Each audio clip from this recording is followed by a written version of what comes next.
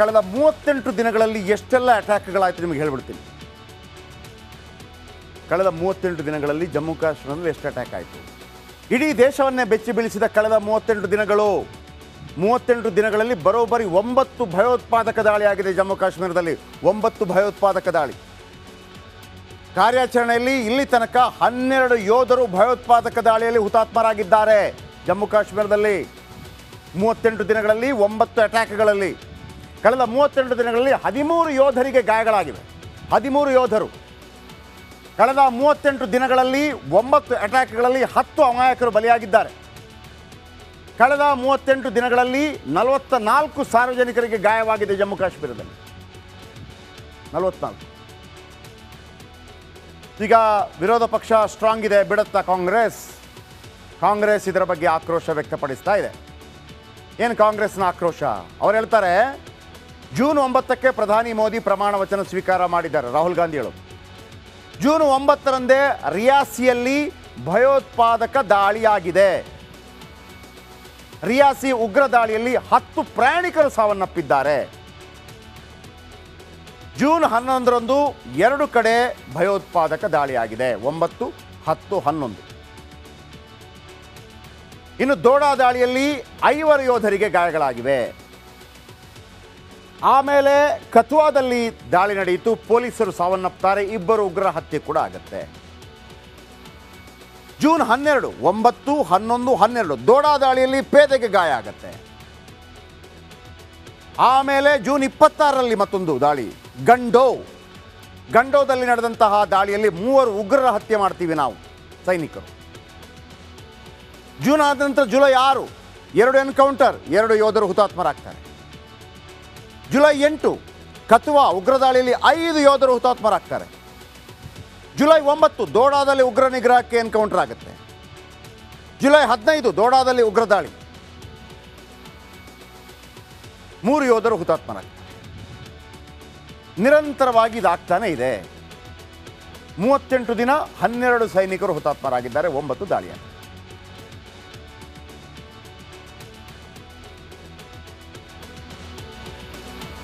ಈ ನಡುವೆ ಪ್ರತಿಪಕ್ಷ ನಾಯಕ ಬಿಜೆಪಿ ವಿರುದ್ಧ ರಾಹುಲ್ ಗಾಂಧಿ ತೀವ್ರ ವಾಗ್ದಾಳಿ ನಡೆಸಿದ್ದಾರೆ.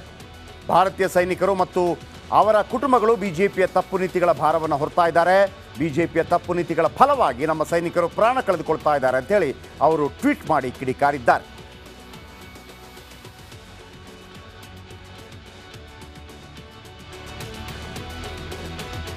ಈಗ ನಿಮ್ಮ ಮುಂದೆ ಕಳೆದ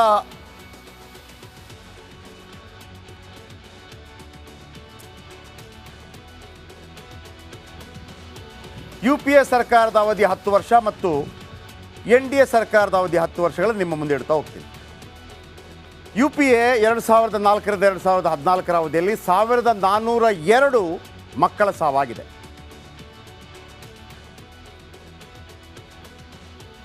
NDA ಅವಧಿಯಲ್ಲಿ 353 ಮಕ್ಕಳ ಸಾವಾಗಿದೆ. ನೆಕ್ಸ್ಟ್ 1085 ಹುತಾತ್ಮ ಯೋಧರು 2004ರಿಂದ 2014ರ ಅವಧಿಯಲ್ಲಿ. NDA ಅವಧಿಯಲ್ಲಿ 585 ಹುತಾತ್ಮ ಯೋಧರು. ಕಂಪ್ಯಾರಿಸನ್ ನೋಡ್ಕೊಳ್ಳಿ. ಮೊದಲ 10 ವರ್ಷದಲ್ಲಿ 3963 ಉಗ್ರರ ಹತ್ಯೆಯಾಗಿದೆ. ಆಮೇಲೆ 2014ರಿಂದ 2024ರ NDA ಅವಧಿಯಲ್ಲಿ 1726 ಉಗ್ರರ ಹತ್ಯೆಯಾಗಿದೆ. ನೋಡಿ, UPA ಅವಧಿಯಲ್ಲಿ ಮಕ್ಕಳ ಸಾವು 1402, NDA ಅವಧಿಯಲ್ಲಿ 353 10 ವರ್ಷದಲ್ಲಿ. UPA ಅವಧಿಯಲ್ಲಿ ಹುತಾತ್ಮ ಯೋಧರು 1085, NDAಯಲ್ಲಿ 585. UPA ಅವಧಿಯಲ್ಲಿ ಉಗ್ರರ ಹತ್ಯೆ ನಮ್ಮ ಸೈನ್ಯ ಮಾಡಿರೋದು 3963, NDA ಅವಧಿಯಲ್ಲಿ 1726. ನಮಸ್ಕಾರ, ಕರ್ನಾಟಕ ಪ್ರೈಮ್ ಟೈಮ್ಗೆ ಸ್ವಾಗತ. ನಾನು ಜಯಪ್ರಕಾಶ್ ಶೆಟ್ಟಿ.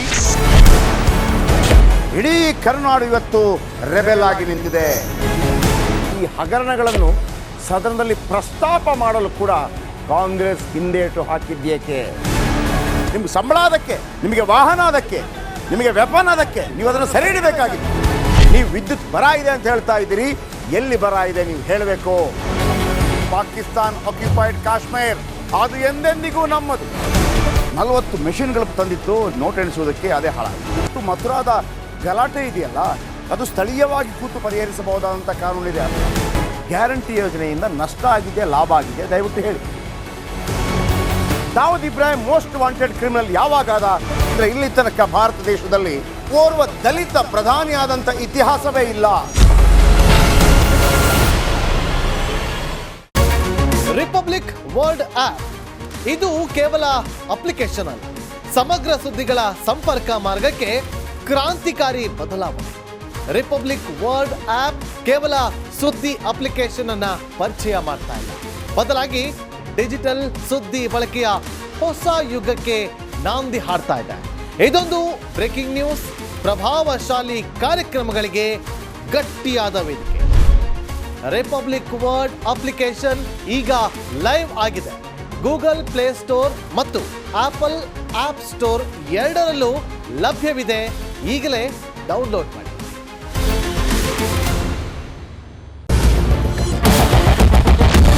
ಕ್ಯಾಪ್ಟನ್ ಅರ್ಜುನ್ ಕೊಂದಿದ್ದು ಯಾರು? ಅವ್ರ ನರೇಟಿವ್ ಎಲ್ಲಿಗೆ ತಂದಿಟ್ಟಿದ್ದಾರೆ ಅಂತಂದ್ರೆ ಸಂಪತ್ತನ್ನ ಹಂಚಿಬಿಡೋದು ಅಂತ. ಇದು ಸ್ಟುಡಿಯೋ ಟಿಪ್ಪು ಜಯಂತಿ ಮಾಡಕ್ಕೆ ಅವ್ರಿಗೆ ಖಂಡಿಸಿದ್ರು. Very nice. ಯಾರು ತಪ್ಪು ಮಾಡಿರೋದಿಲ್ಲಿ? ಓಲೈಕೆ ಹೇಳಿಕೆ ಇದು ಅಂತ ಹೇಳಿ ಯಾಕೆ ಪರಿಗಣಿಸಬಾರದು? ವೇದಿಕೆ ಇದು ಫೋಟೋ ಎಲ್ರಿಗೂ ಒಂದು ಟೈಮ್. ನಿಮ್ಮ ಸಮಯ ಮುಗಿದಿದೆ. ಅವ್ರು ಹೇಳೋಕ್ಕಿಂತ ಮುಂಚೆನೆ ಹೇಗೆ ಪ್ರತಾಪ್ ಸಿಂಹ ಪಾಸ್ ಕೊಟ್ಟಿದಂತ ಆಗ್ಲಿ ಡಿಕ್ಲೇರ್ ಆಗೋಗಿತ್ತು ಅಂತ ನನಗೊಂದು ಡೌಟ್ ಬಂತು. ಸಾಕು ನಿಲ್ಸಿ. ಕೆಟ್ಟ ಪದ ಬಳಕೆ ಕಾಂಪಿಟೇಷನ್ ಇಟ್ಟಿಲ್ಲ ನಾವಿಲ್ಲಿ.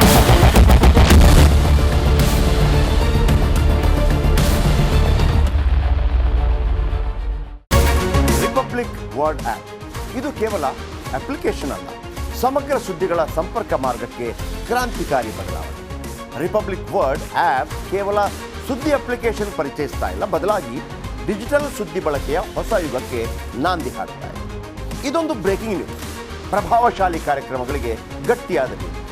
ಇಲ್ಲಿ ಕೇವಲ ತಾಜಾ ಸುದ್ದಿ, ಅದರ ನೇರ ಪ್ರಸಾರ ಮತ್ತು ಚರ್ಚೆಗಳಿಗೆ ಮಾತ್ರ ಅವಕಾಶ. ರಿಪಬ್ಲಿಕ್ ವರ್ಲ್ಡ್ ಆ್ಯಪ್ ಡೌನ್ಲೋಡ್ ಮಾಡಿಕೊಳ್ಳಿ. ಗೂಗಲ್ ಪ್ಲೇ ಸ್ಟೋರ್ ಮತ್ತು ಆಪಲ್ ಆಪ್ ಸ್ಟೋರ್ನಲ್ಲಿ ಲಭ್ಯವಿದೆ. ನಮಸ್ಕಾರ, ಕರ್ನಾಟಕ ಪ್ರೈಮ್ ಟೈಮ್ಗೆ ಸ್ವಾಗತ. ನಾನು ಜಯಪ್ರಕಾಶ್ ಶೆಟ್ಟಿ.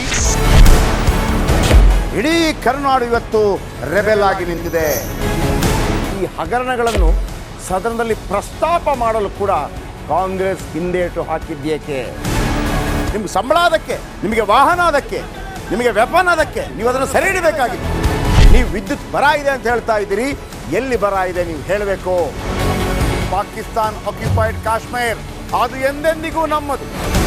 40 ಮೆಷಿನ್ಗಳು ತಂದಿತ್ತು ನೋಟ್ ಎಣಿಸುವುದಕ್ಕೆ, ಅದೇ ಹಾಳಾಯಿತು. ಮಥುರಾದ ಗಲಾಟೆ ಇದೆಯಲ್ಲ, ಅದು ಸ್ಥಳೀಯವಾಗಿ ಕೂತು ಪರಿಹರಿಸಬಹುದಾದಂಥ ಕಾನೂನಿದೆ.